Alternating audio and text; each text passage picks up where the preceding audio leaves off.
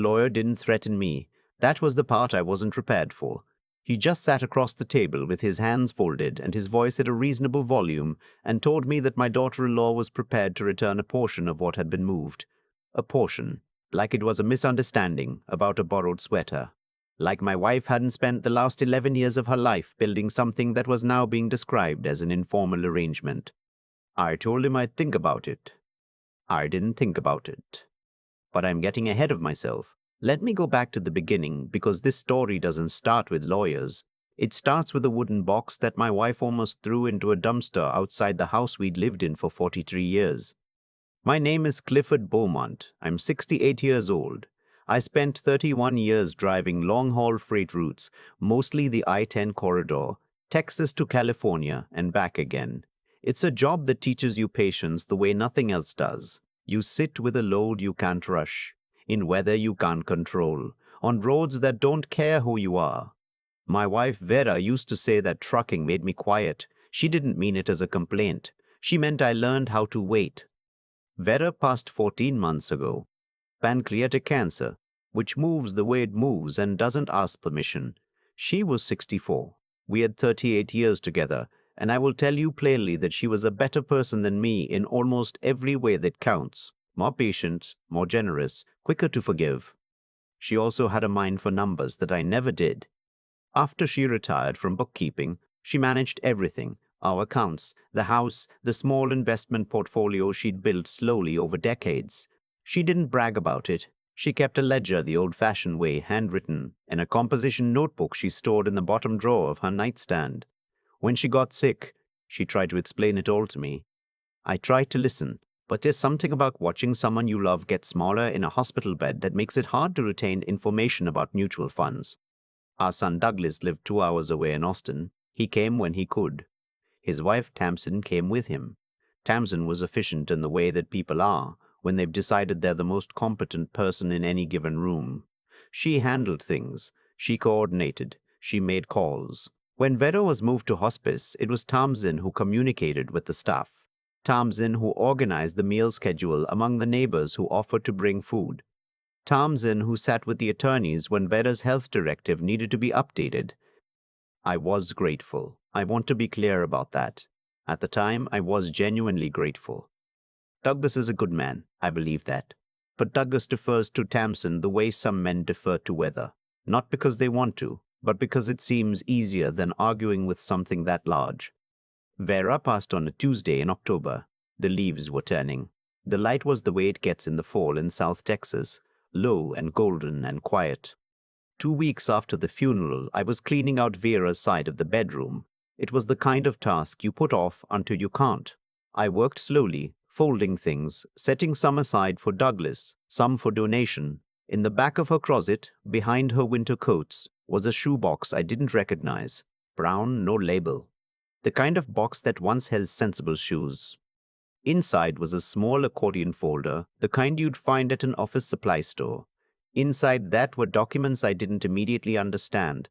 Account statements, a handwritten list of numbers, a copy of something notarized that I had to read twice before I realized what it was, and tucked against the back panel a sealed envelope with my name on it in Vera's handwriting. I didn't open it right away. I sat on the edge of the bed for a long time, just holding it. It was Tamsin who found me there. She and Douglas had come by to help with the house. She stood in the doorway and looked at what I was holding. "That's probably just old paperwork," she said. Her voice was light, the way it gets when she's being careful. "Insurance documents or something. Do you want me to go through it? I can sort out what matters and get rid of the rest." She reached for the box. I pulled it back. I don't know why. Something about the speed of it. "It's fine," I said. "I'll handle it." She held my eyes for a second, then nodded and went back downstairs. I listened to her heels on the steps. That night I read the letter. Vera's handwriting was cramped the way it always was, small and efficient, like she was always trying to save space. The letter was 2 pages, front and back, and I read it 3 times. She wrote that she loved me. She wrote that she was sorry she hadn't found a better way to tell me this in person, but the timing was never right, and she was afraid of what it might do to my relationship with Douglas. She wrote that beginning in 2019, She had started noticing discrepancies, small ones at first. A transfer she hadn't authorized, a bill she didn't recognize from an account she'd never set up.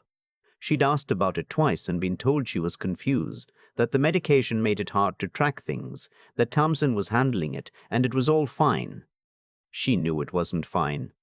What Vera had done, quietly, methodically, the way she did everything, was begin moving a portion of their savings into a separate account, not our joint checking, not anything connected to the financial accounts Thompson had access to, a credit union account in a small town called Careville, about 90 miles north, that she'd opened herself during a doctor's visit when Thompson wasn't driving her. She wrote the account number on the last page. She wrote the name of the woman she'd spoken with there, a manager named Alice Pruitt. And she wrote this: "Don't tell Douglas until you've spoken to Alice, and don't let Thompson handle the box." I sat in the dark for a long time after that. In the morning I drove to Kerrville. I didn't tell anyone. Douglas had texted the night before asking how I was holding up, and I sent back a short reply. Thompson had called once. I let it go to voicemail. The credit union was on a 2-lane street near a feed store. It was small and clean and smelled like the kind of place where people still know each other's names. I waited behind a young man in work boots until a teller was free. When I slid the account number across the counter, she looked at it, looked at me, asked for my ID. I showed her my driver's license and the death certificate I'd brought because I didn't know what I'd need. She typed something. Her expression didn't change much, but she stopped typing for a moment. "Could you wait here?" she said. "I need to get someone." I waited about 8 minutes. Then a woman in a dark blazer came from a back office. She was in her 50s, dark hair, reading glasses pushed up on her head. She introduced herself as Alice Pruitt and asked if I'd like to come sit down. Her office was small, a plant on the windowsill, a photo of a yellow lab on her desk. She closed the door behind me and sat down across the desk and opened a folder. "Mr. Beaumont," she said, "your wife came to us 18 months ago and set up this account with specific instructions. She asked that we not disclose it to any joint account holder or anyone presenting power of attorney documents on her behalf. She said she had reason to believe someone with access to her finances was not acting in her interest." She turned a page. "She also told me," Alice said quietly, "that if you came in alone, I should give you this." She passed an envelope across the desk, the same cream-colored paper Vera used for everything. Inside was a single index card. On it, "You came. I knew you would. The balance is real. Trust Alice." I looked up. Alice met my eyes. She slid a printed statement across the desk, a number at the bottom that I had to blink at twice. $212,000. "I don't understand," I said. "We had savings, but—" Alice folded her hands. "Your wife was very thorough, Mr. Beaumont. She moved money incrementally over about 14 months. Small enough amounts not to trigger automatic alerts in the accounts she was moving from. She documented every transfer herself in a separate log that she also left with us." She opened the folder again and took out a photocopied ledger, Vera's handwriting, every amount, every date. "There's something else," Alice said. 3 months before she passed, someone contacted this branch. They had a document claiming power of attorney over all financial matters related to Vera Beaumont. They requested account information and the ability to transfer funds. My throat went dry. "What did you do?" "We declined," she said. "Based on Mrs. Beaumont's standing instructions, we logged the inquiry. I can tell you that the name on the power of attorney document was a Tamsin Wexler Beaumont." The office felt smaller suddenly. "We've already been in contact with someone," Alice continued.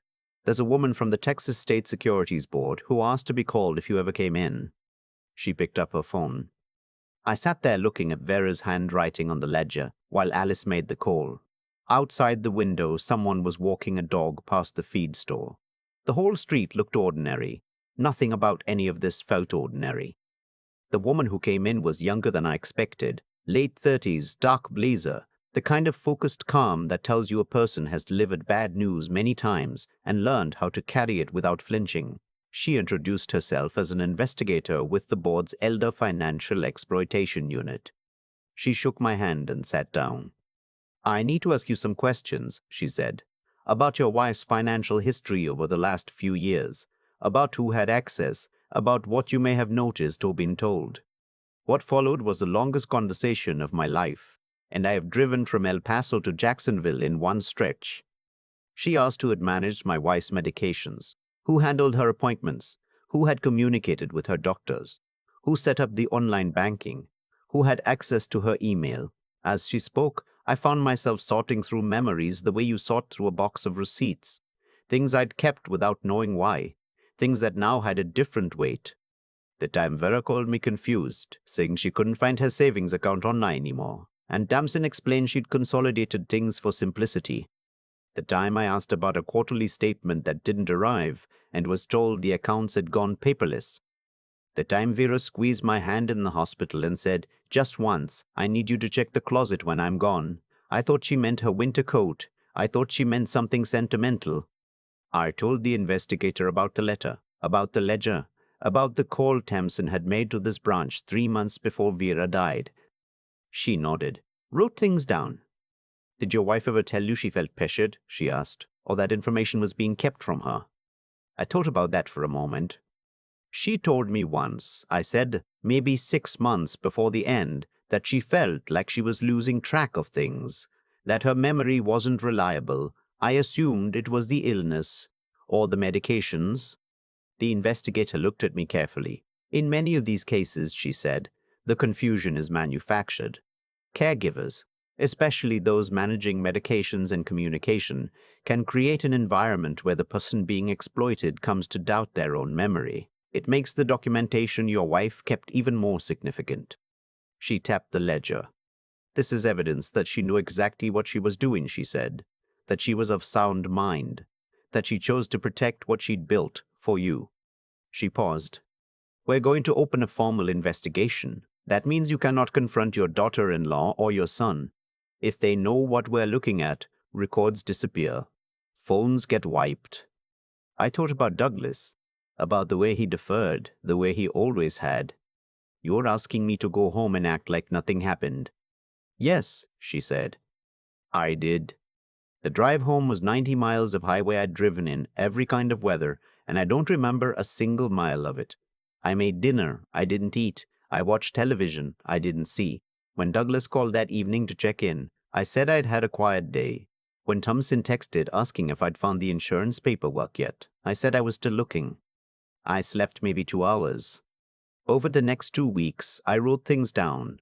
Dates, conversations, things Thompson had said about accounts, about paperwork, about Vera's memory. I didn't know exactly what the investigation needed, but Vera had kept a ledger, and I understood finally and completely what that meant. Be thorough. Don't rush. The investigator called 12 days later. "We've traced fund movement," she said. "Transfers routed through a personal business account belonging to your daughter-in-law. A design consulting LLC formed in 2018. The transfers are disguised as contracted services." "How much?" I asked. She told me. The amount wasn't what the credit union account held. It was more than twice that. There was a silence on the line. "We're coordinating with the county DA's office," she said. "There are also bank fraud implications that bring in federal jurisdiction. Mr. Beaumont, we're going to need to move soon. I want to give you the opportunity to know in advance." I thanked her and sat on the porch until it was dark. That night, Tamsin came by with Douglas. She brought a casserole in a dish she said she needed back eventually, and she walked through the kitchen looking at things the way she had ever since Vera died, efficient, inventorying.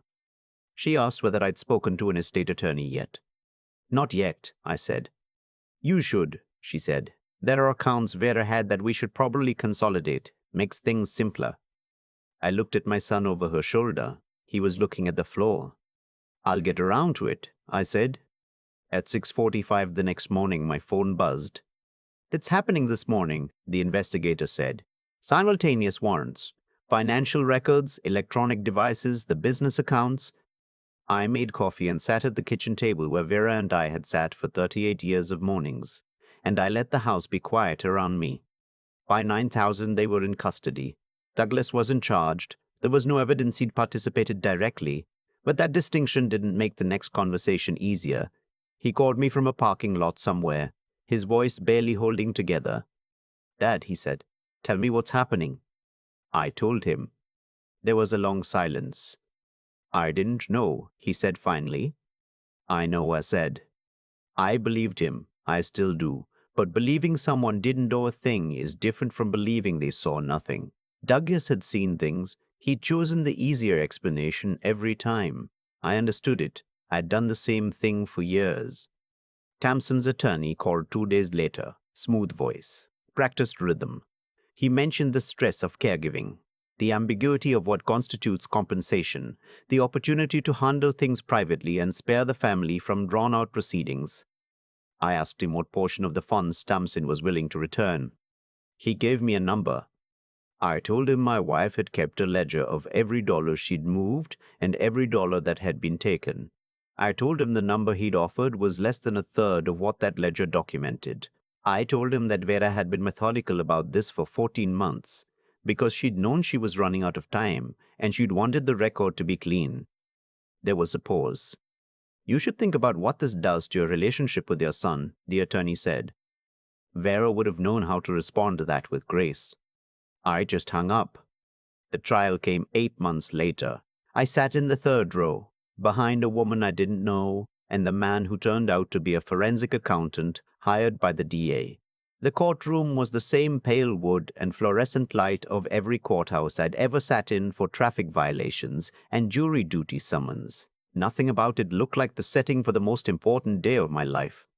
The prosecutor was efficient and methodical. She laid out a timeline that began in 2018 when Tamsin had formed the LLC and continued through 2022 when Vera entered hospice care. She walked the jury through the transfers, the forged signatures on expanded power of attorney documents, the phone records showing coordination with a bookkeeper Tamsin had hired, a woman who had also been charged separately. The forensic accountant testified for 2 hours. He used plain language. He explained what commingling means and why it matters. He showed the jury the difference between Vera's real signature and the versions that appeared on 4 different amended financial documents. The jury was out for less than a day. Tamsin was convicted on 7 counts, including wire fraud and elder financial exploitation. She was sentenced to 6 years in federal prison, full restitution ordered. I felt nothing when the gavel came down. Not victory, not grief, just the particular exhaustion that comes at the end of a very long job. Outside, a woman from the DA's office found me on the courthouse steps. She said Vera's documentation had been some of the clearest evidence she'd worked with. I said Vera was always the organized one. She smiled a little. Douglas and I had coffee 3 weeks after the sentencing. We sat at a diner we'd gone to when he was small, the kind with laminated menus and coffee that gets refilled without asking. He looked like a man who hadn't been sleeping. I knew the feeling. He said he was sorry. He said it several times in different ways. I told him I believed him. I told him sorry wasn't the thing I needed from him. What I needed was for him to understand that choosing not to look closely at something is still a choice, and that choice had consequences, and that going forward he was going to have to learn to look closely at things even when it was uncomfortable. He nodded. His jaw worked for a moment. He asked if I could forgive him. I told him I already had, that forgiveness isn't an event, it's a practice. He stared at his coffee. That sounds like something Mom would say, he said. It is, I told him. She said it to me once, a long time ago, about something I'd done wrong that I'm not going to tell you about. He almost smiled. The money took time to come back. Restitution in cases like this always does. Assets had to be identified. The LLC had to be dissolved. Accounts had to be traced and unfrozen. Harold Klein. Sorry, that was the lawyer from the other story. The attorney who handled it for me was a woman named Roberta Fenn, patient and plain-spoken. She handled everything. She kept me updated without overwhelming me. She was the kind of attorney that Vera would have liked immediately. When the final settlement was calculated and returned, I didn't feel rich. I felt like something that had been borrowed had come home. I kept the house. I kept the truck, though I don't drive long haul anymore. My knees don't allow it. I do local work now, shorter routes, home by evening. On weekends, I volunteer at a resource center for seniors dealing with financial abuse and estate disputes. I mostly just sit with people and listen. Sometimes they need information. Mostly they need someone to tell them that what they noticed was real, that they weren't confused, that their instincts were right, and they should have trusted them sooner. I tell them what Vera did, not to impress them, just so they understand what's possible when someone pays attention. In the bedroom, her nightstand is the same as it always was. I didn't move anything. The composition notebook is gone. It became part of the evidence record, but the drawer still has the small things she kept. A lip balm, a bookmark shaped like a hummingbird, a folded piece of paper I found the week after the verdict that I don't think was meant for anyone but herself. It said, "I am not confused. I know what I'm doing. I am keeping the record because someone needs to." I've thought about that sentence a lot. She couldn't stop what was happening. She was sick and isolated and running out of time, and the person managing her care was also the person taking from her. She knew that going to someone directly might not work. She'd already been labeled as a woman whose mind was going. Once that story gets told about you, it's almost impossible to untell it. So she did the thing she knew how to do. She kept the record. She opened the account. She put it in a shoebox in the back of a closet where she knew I'd eventually find it, because she knew me, because 38 years of marriage means someone knows exactly where you look when the time comes. She trusted me to finish it. I'm not a man who cries easily. I learned a long time ago on long stretches of dark highway to let things pass through me without holding them too long. But I am telling you honestly that I sat in that bedroom alone with that piece of paper for a while, and I let it take as long as it needed. If you're listening to this and something feels familiar, if someone you trusted has been managing money that isn't fully theirs to manage, if you've been told you're confused when you don't feel confused, if the account stopped making sense and the explanation you got was too smooth and too fast, please pay attention to that feeling. Write things down. Keep your own record. Tell someone outside the situation. The truth doesn't always move fast.